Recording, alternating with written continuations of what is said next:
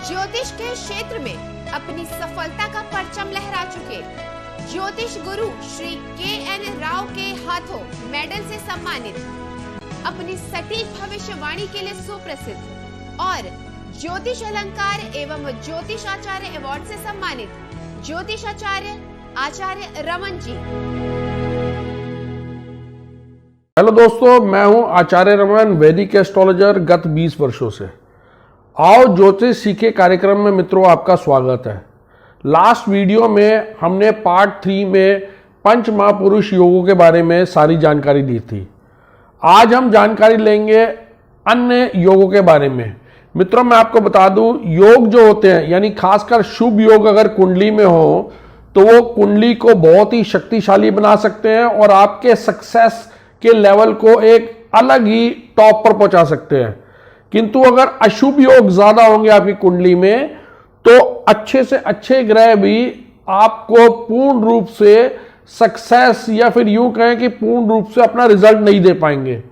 तो मित्रों अब जानते हैं सबसे पहले अन्य शुभ योगों के बारे में, जैसे गज केसरी योग हो गया, साथ ही साथ नीचभंग राजयोग हो गया, चंद्रमंगल योग हो गया, विपरीत राजयोग हो गया। ऐसे कई शुभ योग हैं जो आपकी कुंडली के लेवल को एक अलग टॉप पे पहुंचा देते हैं, जिसके कारण सक्सेस आपको इजीली मिल जाती है। तो मित्रों पार्ट 4 में हम सारे के सारे शुभ योगों के बारे में हम सारी जानकारी लेंगे एक एक करके। और मित्रों अगर आपको मेरा ये वीडियो पसंद आए तो जरूर इसे लाइक करें, इसे शेयर करें, इस पे कमेंट करें और साथ ही साथ प्लीज मेरे इस चैनल पे सब्सक्राइब करें। तो मित्रों चलते हैं योगों की श्रृंखला में। आज हम सारे शुभ योग जो है, अन्य शुभ योग पार्ट 4 में हम फिनिश करेंगे। उसके बाद हम नेक्स्ट सीरीज में या नेक्स्ट वीडियो में अशुभ योगों के बारे में जानकारी लेंगे। तो मित्रों चलते हैं वीडियो की ओर। हेलो दोस्तों, कार्यक्रम आओ ज्योतिष सीखे में आपका स्वागत है। मित्रों कुंडली में सारे शुभ योगों की श्रृंखला में हम नेक्स्ट कुछ शुभ योग लेने वाले हैं पार्ट 4D में। इस वीडियो के पार्ट 4D में जैसा कि आप देख पा रहे हैं ये लगन कुंडली है। मित्रों फर्स्ट हाउस पहला भाव वही रहेगा जहां पे लगन लिखा है। मित्रों ये जो नंबर लिखे हैं ये राशि है, किंतु पहला भाव वही रहेगा जहां पे लगन या असेंडेंट लिखा रहता है। 3 नंबर का मतलब है यहाँ पे मिथुन राशि, 4 का मतलब कर्क, 5 का मतलब सिंह, यानी ये मिथुन लगन की कुंडली है। अब मित्रों एक बार राशि की, ग्रहों की, उनके अपने स्थान, उच्च और नीच की एक बार जानकारी ले लेते हैं। मित्रों 1 नंबर का मतलब है मेष राशि, 2 नंबर जहां कुंडली में लिखा रहता है उसका मतलब वृषभ राशि, 3 नंबर का मतलब हुआ मिथुन, 4 का मतलब कर्क राशि, 5 नंबर का मतलब हुआ सिंह राशि, 6 से मतलब है कन्या राशि, 7 नंबर मतलब तुला राशि, 8 नंबर मतलब वृश्चिक राशि, 9 नंबर मतलब धनु राशि, 10 नंबर मकर राशि, 11 कुंभ और 12 नंबर मीन राशि। अब मित्रों एक बार ग्रहों की बात कर लेते हैं। अगर हम सूर्य ग्रह की बात करें तो सूर्य ग्रह का अपना घर है 5 नंबर राशि यानी सिंह राशि। अगर सूर्य कहीं सिंह में हो, सिंह राशि में हो यानी 5 नंबर में हो कुंडली में तो वह अपने घर में है। सूर्य की उच्च की राशि है मेष। सूर्य अगर 1 नंबर में स्थित होते हैं तो वह उच्च के होते हैं। 1 नंबर मेष में सूर्य उच्च के रहेंगे। तुला राशि 7 नंबर में अगर कहीं सूर्य स्थित हो तो वह नीच के रहते हैं। तो सूर्य का अपना स्थान है सिंह राशि 5 नंबर, उच्च की राशि उनकी मेष 1 नंबर और नीच की राशि उनकी तुला यानी 7 नंबर। अब अगर चंद्र ग्रह की बात करें मित्रों तो चंद्र की राशि अपने स्थान की राशि है कर्क, 4 नंबर में अगर चंद्रमा स्थित है कर्क राशि में तो वह अपने घर में है। वृषभ राशि अगर चंद्रमा कहीं 2 नंबर में स्थित है तो वह अपने उच्च स्थान पे है। और चंद्रमा अगर वृश्चिक 8 नंबर में कहीं स्थित है कुंडली में तो वह अपने नीच स्थान पे है। अब अगर हम मंगल ग्रह की बात करें तो मंगल की मेष और वृश्चिक यानी मेष 1 नंबर और 8 वृश्चिक उनके अपने स्थान है। अगर हम उच्च की बात करें मंगल ग्रह के तो अगर मंगल कहीं मकर में 10 नंबर में स्थित होते हैं तो मकर राशि में वह उच्च के हैं। और मंगल ग्रह कहीं अगर 4 नंबर में यानी कर्क राशि में हो तो वह नीच के रहते हैं।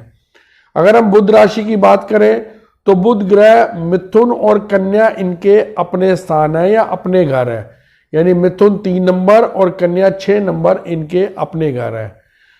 कन्या इनकी उच्च की राशि है, यानी 6 नंबर में बुध उच्च के रहते हैं कन्या राशि में, और मीन में 12 नंबर में अगर के स्थित हो मीन राशि में बुध नीच के रहते हैं।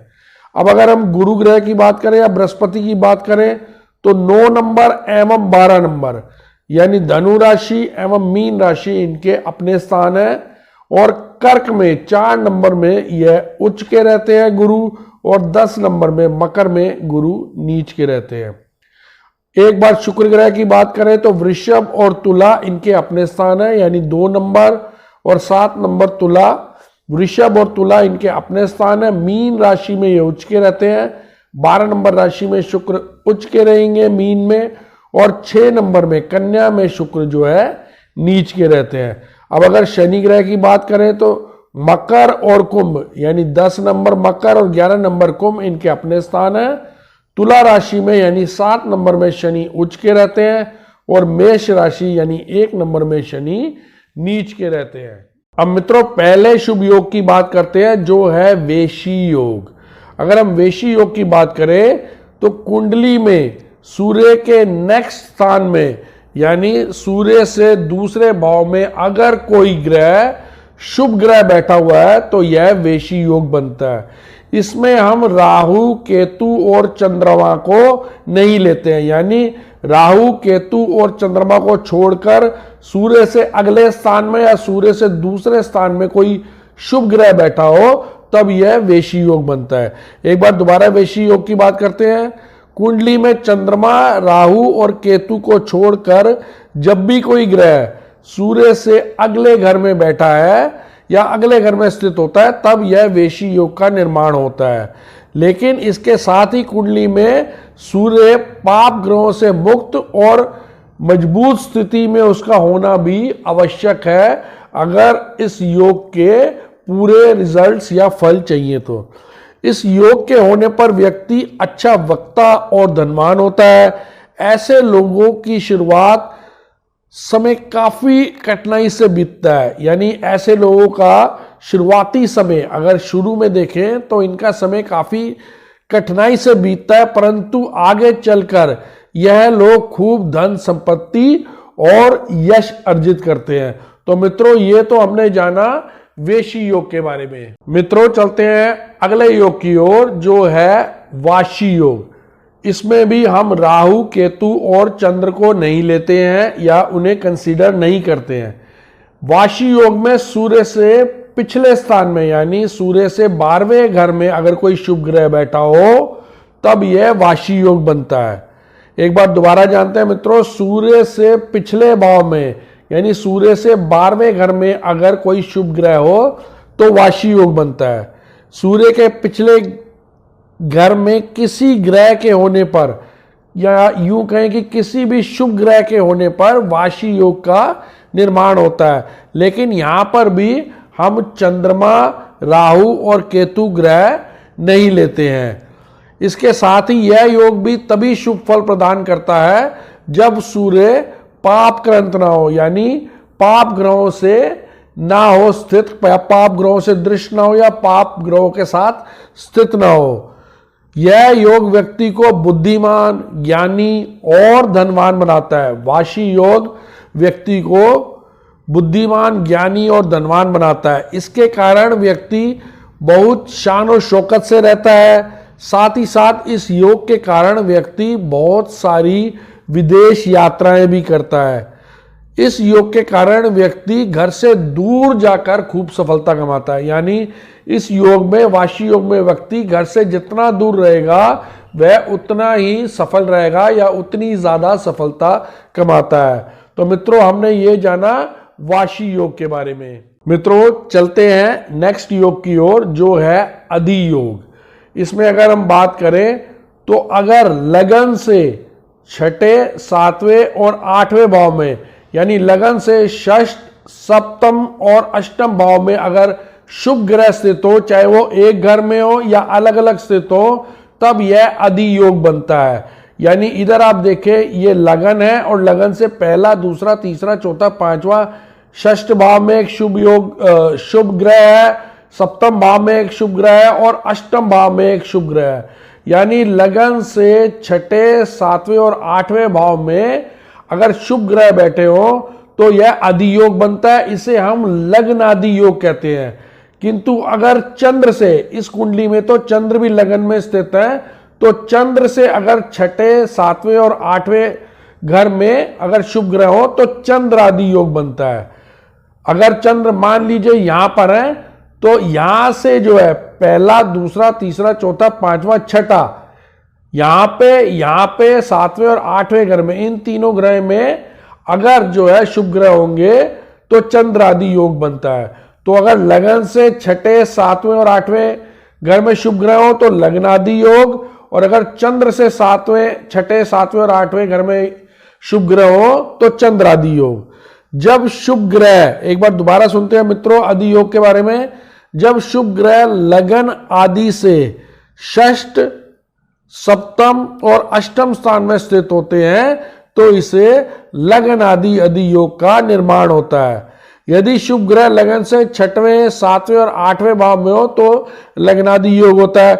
यदि शुभ ग्रह की स्थिति चंद्रमा से छठे, सातवें और आठवें में हो तो चंद्र आदि योग बनता है। मित्रों, आदि योग में उत्पन्न होने वाले जातक विख्यात, धनी, यशस्वी होते हैं और इनके पास अनेक वाहन तथा इनके साथ जो है सुशील पुत्रों वाले, सुशील स्त्री वाले, भाग्यवान, मकान, कीर्ति, प्रभाव, साहस वाले, साथ ही साथ देश देशांतर में यशस्वी होने वाले होते हैं, या यूं कहें कि काफी फेमस रहते हैं। ये योग जातक को दयालु बनाता है, यानी आदि योग वाले जातक दयालु होते हैं। ये योग व्यक्ति को आत्मविश्वास देता है जिससे वो सफलता प्राप्त करता है। यह जातक को वैभवपूर्ण जीवन देता है, अर्थात सारी सुख सुविधाएं देता है। ऐसा जातक शत्रुओं को भी आसानी से परास्त कर देता है।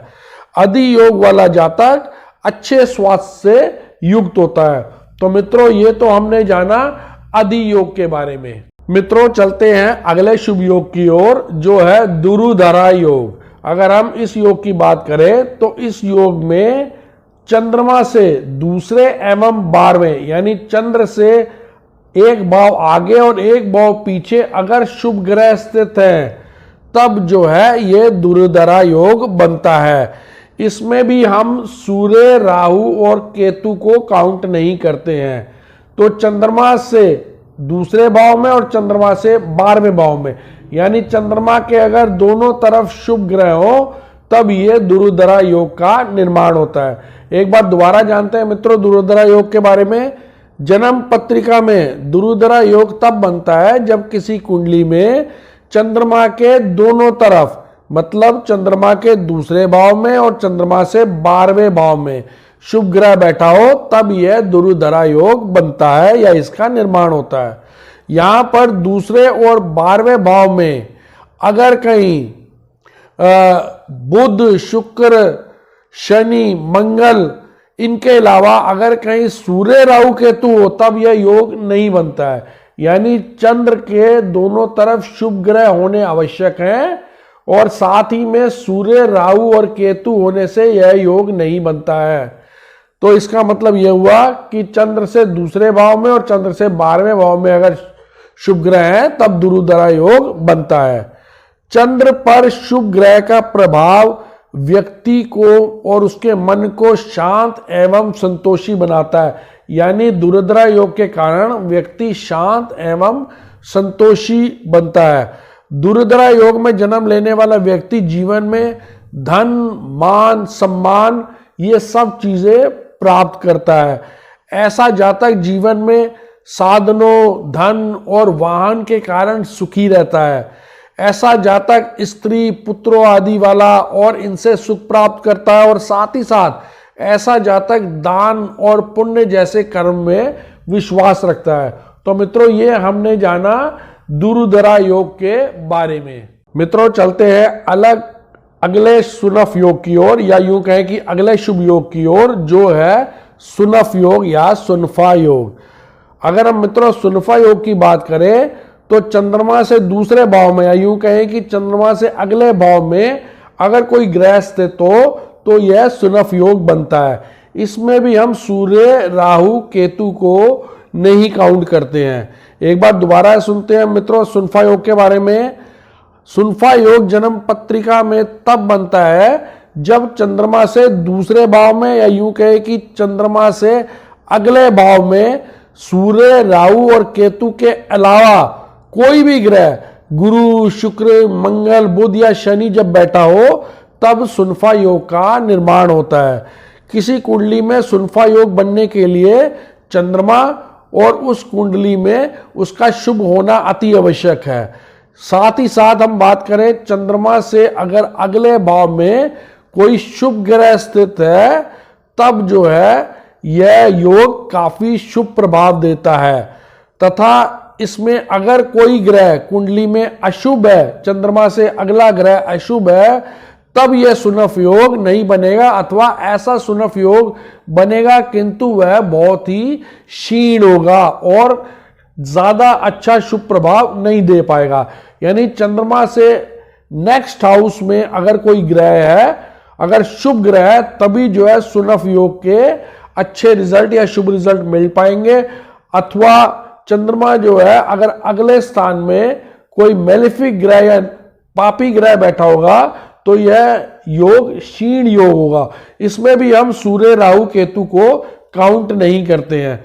तो मित्रों एक बार हम जानते हैं कि सुनफ योग के रिजल्ट क्या होते हैं। सामान्य रूप से दूसरे भाव को जातक के धन अर्जन और साथ ही साथ उसके फाइनेंशियल स्टेटस को देखा जाता है।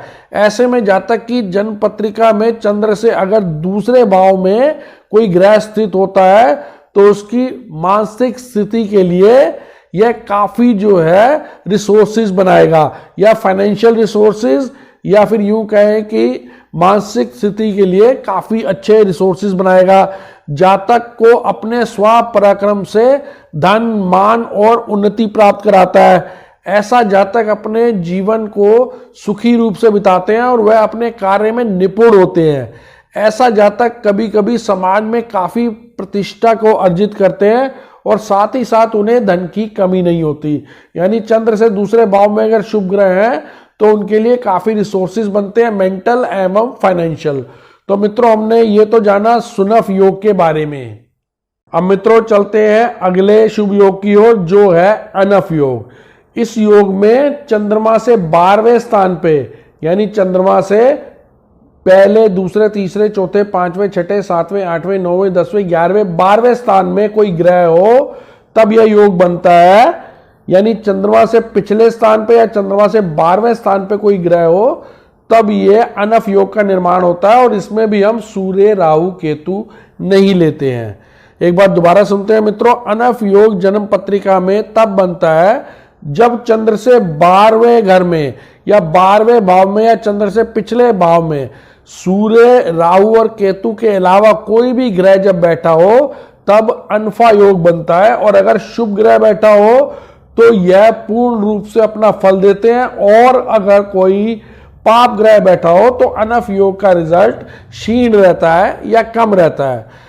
अनफ योग में जन्म लेने वालों का व्यक्तित्व आकर्षक होता है और समाज में यथोचित मान और सम्मान को प्राप्त करते हैं।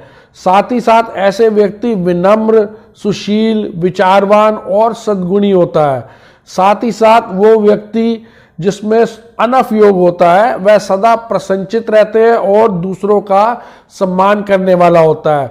उनका सुंदर हृदय होता है और साथ ही साथ सुंदर वस्त्र पहनना उनको अच्छा लगता है, और साथ ही साथ वो सुंदर वस्त्र भी पहनते हैं। तो ये तो हमने जाना मित्रों अनफ योग के बारे में। मित्रों चलते हैं अगले शुभ योग की ओर, जो है कहल योग। अगर हम कहल योग की बात करें तो कुंडली में तीसरा घर और 10वें घर का स्वामी आपस में अगर केंद्र में स्थित हो, यानी आपस में 1, 4, 7, 10 स्थान पर हो, तब जो है ये कहल योग बनता है। अगर इस कुंडली में बात करें तो इसमें तीसरे घर का स्वामी पहले दूसरे तीसरे यानी 11 नंबर के स्वामी हैं शनि। और अगर हम बात करें 10वें घर की, पहला दूसरा तीसरा चौथा पांचवा छठा सातवां आठवां नौवां 10वां 6 नंबर के स्वामी हैं बुध। यानी अगर इस कुंडली में शनि एवं बुध आपस में केंद्र में स्थित है या आपस में 1 4 7 10 स्थान पर है, तब यह कहल योग बनता है। जैसे आप देख पा रहे हैं कि शनि और बुध आपस में 1 2 3 4 की स्थिति में है। साथ ही साथ लग्नेश अगर कुंडली में प्रबल हो तब भी जो है कहल योग बनता है। एक बात दोबारा जानते हैं मित्रों कहल योग के बारे में। जब कुंडली में तीसरे घर का स्वामी और कुंडली का 10वें घर का स्वामी एक दूसरे से अगर यह पहले चौथे 7वें और 10वें भाव में स्थित हो तब कुंडली में कहल योग बनता है। इस योग के बनने से जातक साहसी और पराक्रमी बन जाता है। इसके अलावा पहले घर का स्वामी यानी लग्नेश अगर प्रबल हो तब भी कहल योग का निर्माण होता है। जिस जातक की कुंडली में यह योग बनता है वह पुलिस, सेना या सुरक्षा बल के क्षेत्र में काफी सफलता प्राप्त करता है। वैदिक ज्योतिष के अनुसार कुंडली में तीसरे घर का स्वामी बृहस्पति केंद्र में स्थित हो तो कहल योग का निर्माण होता है। यानी एक और क्वालिफिकेशन है, अगर वैदिक ज्योतिष के अनुसार कुंडली में तीसरे घर का स्वामी अगर बृहस्पति हो और वह कहीं केंद्र में स्थित हो तब भी कहल योग का निर्माण होता है। अगली एक और है जिसमें हम कहल योग बना सकते हैं, यदि 9वें और चौथे भाव का स्वामी एक दूसरे से संपेक्ष केंद्र में हो और लग्नेश बलवान हो तब भी कहल योग बनता है। यानी चौथे भाव का स्वामी और 9वें भाव का स्वामी अगर यह एक दूसरे से केंद्र में यानी 1 4 7 10 की स्थिति में हो और साथ ही साथ अगर लग्नेश भी बलवान हो तब भी कहल योग बनता है। और अगर नेक्स्ट पॉइंट की बात करें, यदि चतुर्थ भाव के स्वामी अपनी उच्च राशि में हो यानी पहले दूसरे तीसरे चौथे चतुर्थ भाव के स्वामी अगर अपनी उच्च राशि में स्थित हो और साथ ही साथ 10वें भाव के स्वामी की उन पर युति पड़ रही हो तब भी जो है कहल योग का निर्माण होता है। किंतु जो मेन पॉइंट है कहल योग का वो रहता है कि तीसरे घर का स्वामी और 10वें घर का स्वामी ये आपस में अगर 1 4 7 10 में हो तब कहल योग मेन और प्रॉपर बनता है जो 100% शुभ रिजल्ट्स देता है। अब अगर मित्रों कहल योग के लाभ की बात करें तो कहल योग लाभ के अनुसार यदि आपकी कुंडली में कहल योग है तो आपको धन, सफलता, प्रसिद्धि और शक्ति प्रदान करता है। साथ ही साथ आपको साहसी एवं आक्रामक बनाता है। इसके साथ ही आप उन सभी कार्यों को पूरा करते हैं जिनके लिए जोश और आत्मविश्वास की जरूरत होती है, जिसमें साहस और तप की आवश्यकता रहती है। यानी आपको पुलिस, सेना, सुरक्षा बल या एक अच्छा स्पोर्ट्समैन बना सकता है अगर कुंडली में कहल योग है तो मित्रों हमने पार्ट डी में कुंडली के सारे शुभ योगों की अलग नेक्स्ट श्रृंखला जो है हमने कंप्लीट कर लिया अभी। और मित्रों आशा करता हूं आपको मेरा ये वीडियो पसंद आया होगा और अगर आपको ये वीडियो पसंद आया है तो जरूर इस पर कमेंट करें, लाइक करें, शेयर करें और साथ ही साथ मेरे चैनल को सब्सक्राइब करें। और अगर आपको मुझसे परामर्श की कोई आवश्यकता है तो आप मुझे व्हाट्सअप कर सकते हैं 9911351351 पर, और या फिर आप लॉगिन भी कर सकते हैं वेबसाइट पर www.astrologerraman.com पर आप लॉगिन भी कर सकते हैं। धन्यवाद मित्रों। अगर आप भी समस्याओं से परेशान हैं और समाधान पाकर अपने जीवन को सुखमय बनाना चाहते हैं तो जाने माने ज्योतिषाचार्य आचार्य रमन जी से मिलकर इन सभी समस्याओं का समाधान प्राप्त करें। 3341 सेक्टर 23 हुड्डा, गुड़गांव, हरियाणा 122001। हमारे कॉन्टैक्ट नंबर्स हैं 09911 351 351, 08130 201 201। हमारी वेबसाइट है www.theindianastrologer.com।